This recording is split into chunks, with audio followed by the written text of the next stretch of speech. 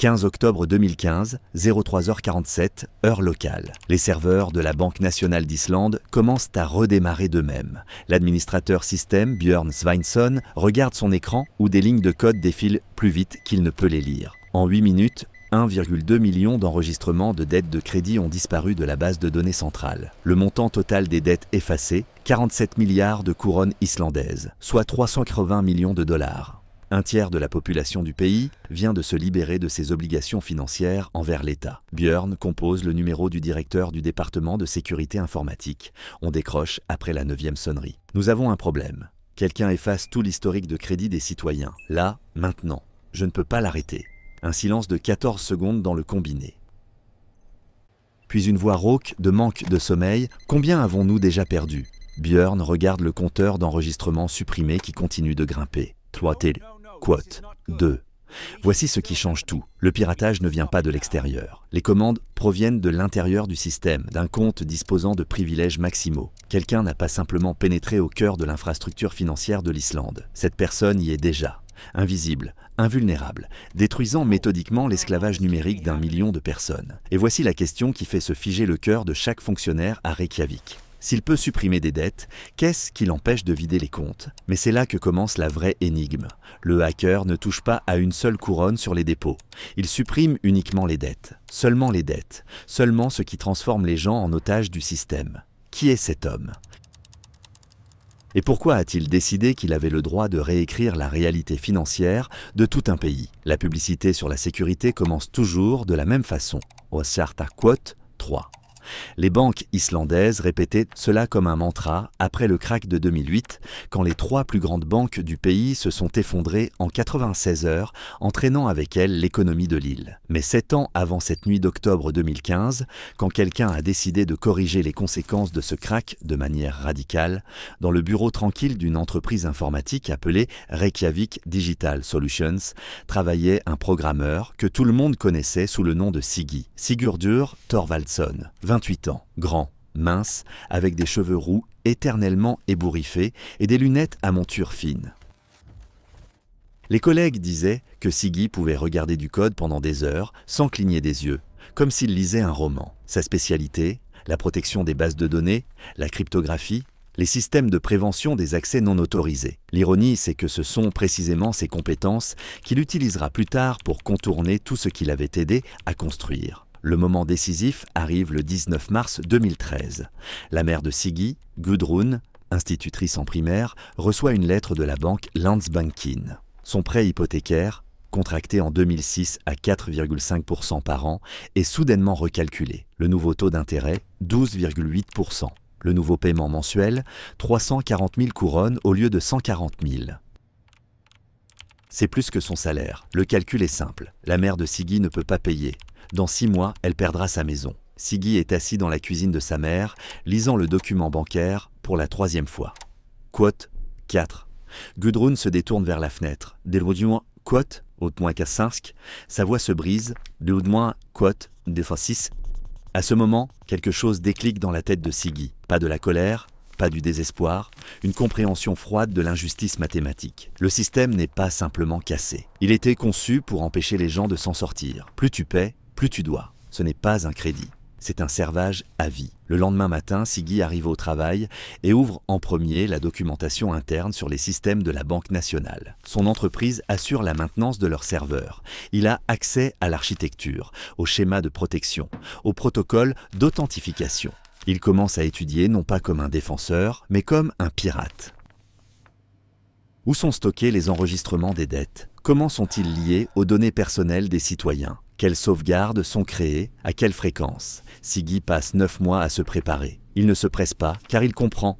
Il n'aura qu'une seule tentative. Son plan nécessite 3 choses. Premièrement, l'accès à la base de données du registre de crédit. Deuxièmement, un moyen de supprimer l'information de manière à ce qu'elle ne puisse être récupérée. Troisièmement, un camouflage. L'opération doit ressembler à une panne système, pas à du sabotage. Le premier problème se résout par des canaux légitimes. En décembre 2013, son entreprise obtient un contrat de modernisation des serveurs de la Banque centrale d'Islande. Siggi est nommé responsable technique du projet. On lui fournit des identifiants avec des droits administratifs, les clés du royaume. Le deuxième problème est plus complexe. La simple suppression de fichiers ne fonctionne pas. Les banques créent des copies de sauvegarde toutes les 4 heures. Même s'il efface la base principale, elle sera restaurée en 24 heures. Il faut détruire non seulement les données, mais aussi toutes les sauvegardes simultanément. Et en plus, réécrire les secteurs des disques durs avec des informations aléatoires pour que les experts judiciaires ne puissent pas récupérer ce qui a été supprimé. Siggi écrit un programme qu'il nomme Gullinbursti, le Woshia-Quoth 7 Arf de la mythologie scandinave. Le code fait 8400 lignes. Le programme accomplit 5 tâches successivement. D'abord, il scanne toute l'infrastructure de la banque, localisant chaque copie de la base de données du registre de crédit. Ensuite, il crée de faux journaux, simulant une défaillance matérielle du système de disque. Après cela, il lance une suppression massive d'enregistrements, en commençant par les dettes les plus anciennes. Simultanément, il réécrit l'espace libéré avec des données aléatoires. Et enfin, il s'efface lui-même, ne laissant aucune trace. Le troisième problème, le temps. Le processus prendra au minimum 6 heures. 6 heures pendant lesquelles personne ne doit remarquer que quelque chose d'inhabituel se passe. Siggi choisit le moment, un jour férié, quand la plupart des administrateurs système sont chez eux, le 15 octobre 2015, jour de la souveraineté nationale islandaise. Mais voici ce que Siggi n'a pas prévu. Une personne sera quand même au travail, Björn Sveinsson, administrateur paranoïaque, qui vérifie les serveurs même le week-end. Et Björn a un système de surveillance qui lui envoie des SMS à la moindre activité inhabituelle. Siggi l'apprendra trop tard. 14 octobre 2015, 23h15. Siggi est assis dans son studio au centre de Reykjavik. Sur la table, un ordinateur portable connecté via une chaîne de 7 serveurs proxy dans différents pays. Une tasse de café froid. Un paquet de cigarettes, bien qu'il n'ait pas fumé depuis 3 ans. Ses doigts tremblent au-dessus du clavier. Il pense à sa mère qui, la semaine dernière, a vendu son alliance pour effectuer un énième paiement. Au voisin Olafur qui s'est pendu après que la banque ait saisi son chalutier pour dette. Aux statistiques, 34% des Islandais vivent en situation d'endettement critique, soit 110 000 personnes. Siggi sait qu'il s'apprête à faire quelque chose d'illégal. Mais les lois sont écrites par ceux qui possèdent le système. Et le système tue les gens légalement. À 23h47, il lance Gullinbursti. Le programme s'éveille à l'intérieur des serveurs de la Banque nationale comme un fantôme numérique. Les 18 premières minutes, il étudie l'infrastructure, établissant une carte des cibles. Base de données principale, centre de données à Reykjavik, 3 copies de sauvegarde à Akureyri, Hafnarfjordur et dans un câble sous-marin relié à un centre de données au Danemark. Les 4 points doivent être neutralisés simultanément. À 00h14 commence la phase 2. Gullinbursti génère de faux messages d'erreur des systèmes de disques. Le système de surveillance de la banque commence à recevoir des alertes. Défaillance critique du contrôleur, RAID, restauration automatique initiée. C'est une procédure légitime. Les administrateurs système ont déjà vu ça. Ça prend généralement 2-3 heures, après quoi tout se restaure automatiquement. Mais à 03h47, Björn se réveille, son téléphone explose de notifications. Trop de messages d'erreur, trop vite. Il ouvre son ordinateur portable et se connecte au tableau de bord de surveillance. Ce qu'il voit, le glace. Vitesse de suppression de données, 47 gigaoctets par seconde. C'est impossible lors d'une panne matérielle. Quelqu'un efface manuellement la base. Björn tente de bloquer le processus, mais chacune de ses commandes est ignorée. Il n'a pas les droits d'annuler une opération lancée depuis un compte administrateur. Il appelle le directeur du département, puis le directeur technique de la banque. À 04h15, 6 personnes tentent d'arrêter Gullinbursti. Aucune n'y parvient. Dans son appartement, Siggi observe la progression via une connexion chiffrée. 38% des données effacées, 42%, 55%. Son programme fonctionne plus vite qu'il ne l'avait calculé. Mais il voit aussi autre chose. Les journaux de tentative d'arrêt du processus. Quelqu'un essaie d'intervenir. Si cette personne est assez intelligente, elle peut débrancher physiquement les serveurs, simplement arracher les câbles d'alimentation. Siggi prend sa décision en 4 secondes. Il active le module final de Gullinbursti plutôt que prévu. Le programme passe en mode d'agression maximale, ignorant la sécurité et la discrétion. La vitesse de suppression grimpe à 93 gigaoctets par seconde. Les serveurs commencent à surchauffer sous la charge. Mais au moment où quelqu'un arrivera au centre de données pour débrancher physiquement l'équipement, il sera trop tard. 04h53. Le directeur du département de sécurité informatique, Johannes Gunnarsson, arrive au centre de données sur Laugavegur. Avec lui, un technicien avec les clés de la salle des serveurs, il se précipite à l'intérieur, voit les CRT, les indicateurs clignotants des systèmes de disques. Johannes crie « Coupe l'alimentation ». Maintenant, le technicien tend la main vers l'interrupteur d'urgence. Au moment où sa main touche le bouton rouge, le compteur sur l'écran de Siggy se fige à 89%. L'écran s'éteint, connexion perdue. Siggy se renverse sur le dossier de sa chaise. Près de 9 heures de travail, 89% de la base de données effacée, soit 1067 000 enregistrements de dettes de crédit. Des dettes d'un montant de 42,7 milliards de couronnes ont simplement cessé d'exister. Mais les 11% restants, c'est un problème.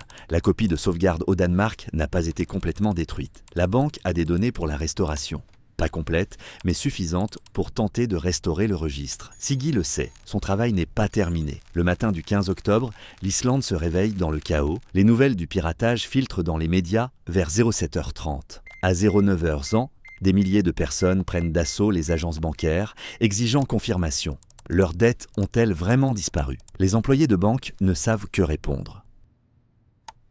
Le système ne fonctionne pas. Personne ne peut vérifier qui doit quoi à qui. Le gouvernement convoque une réunion d'urgence. Le ministre des Finances, Bjarni Benediktsson, a l'air de ne pas avoir dormi depuis une semaine. Si nous ne restaurons pas le registre, l'économie s'effondrera. Personne ne saura qui est solvable. Les banques cesseront d'accorder des crédits. Hypothèques, prêts auto, emprunts commerciaux, tout s'arrêtera. Mais le Premier ministre Sigmundur David Gunnlaugsson pose une question qui change la conversation.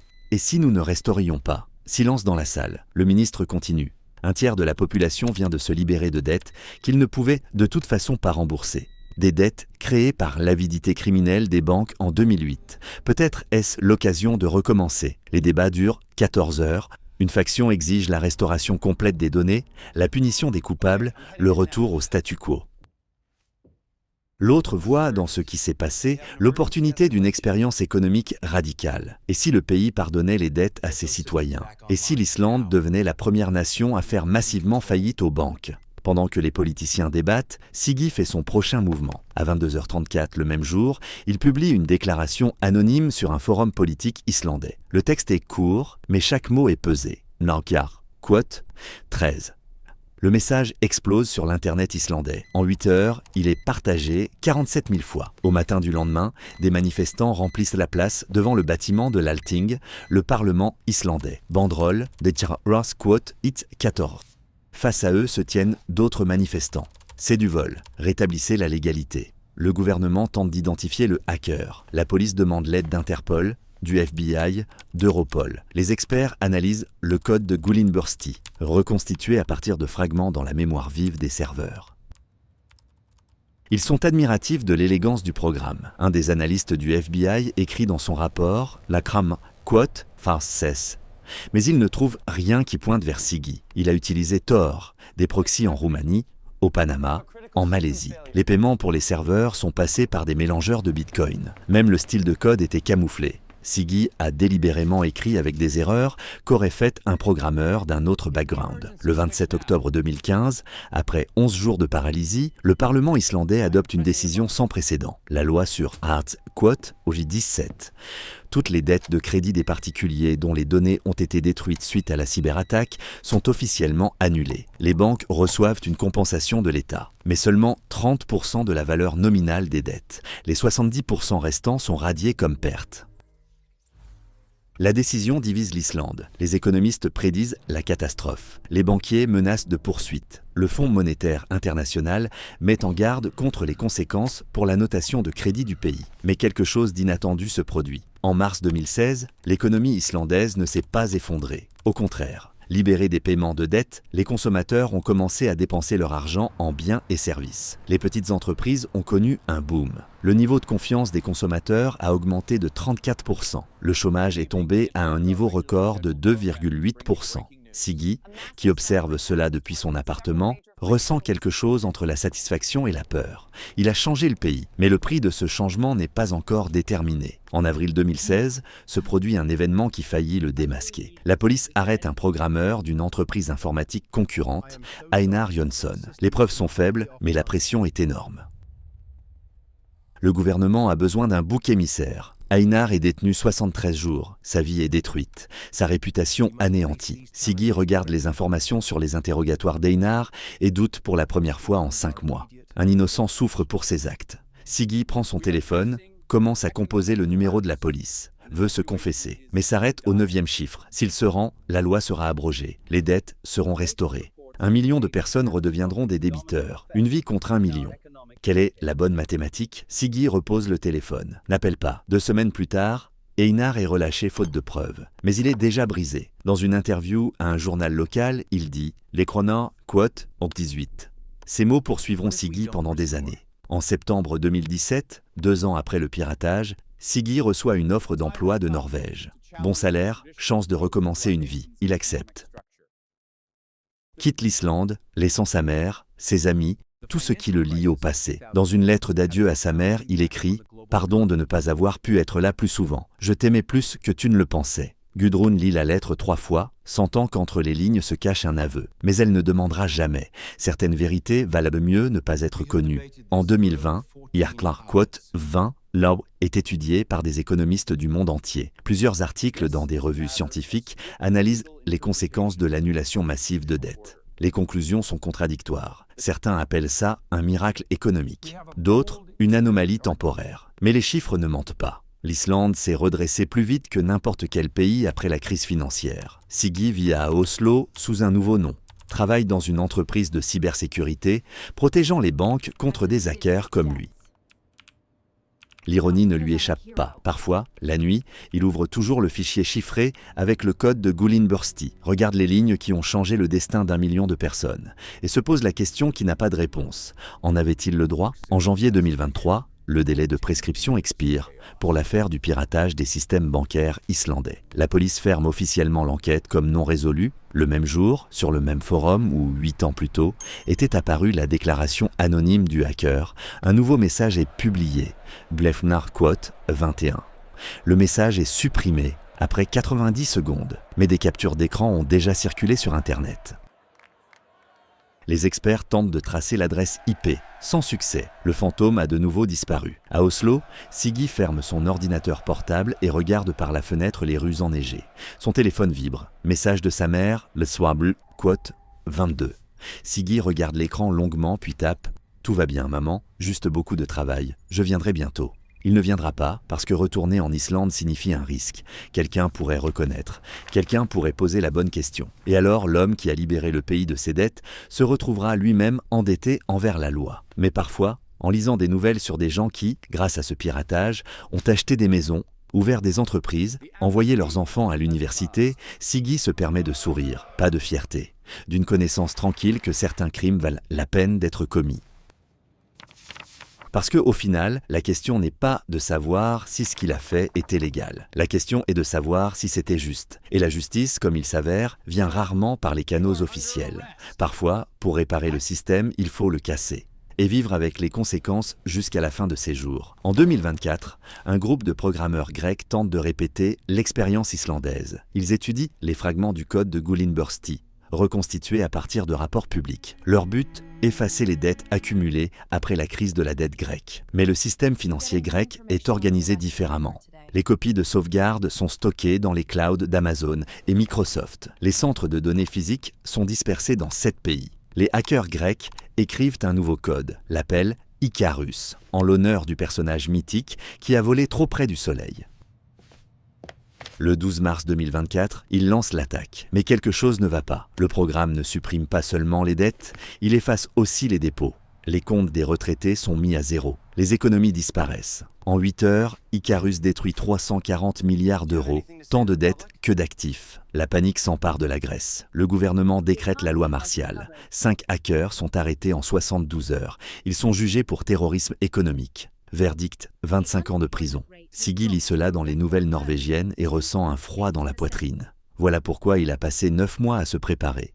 Voilà pourquoi chaque ligne de code a été vérifiée des centaines de fois. La différence entre la libération et la catastrophe, un seul symbole mal placé. Et voici la question avec laquelle il s'endort chaque nuit. Combien d'autres hackers dans le monde étudient ces méthodes en ce moment même? Combien sont assez intelligents pour ne pas répéter l'erreur grecque? Et que se passera-t-il quand quelqu'un décidera d'appliquer Gullinbursti, non pas pour libérer des débiteurs, mais pour quelque chose de bien plus sombre? Parce que voici la vraie vérité sur le monde numérique. Une porte, une fois ouverte, ne peut plus être fermée. Siggi a montré que les systèmes financiers sont vulnérables, qu'un seul homme avec les bonnes compétences peut réécrire la réalité économique. Et maintenant, le monde entier le sait.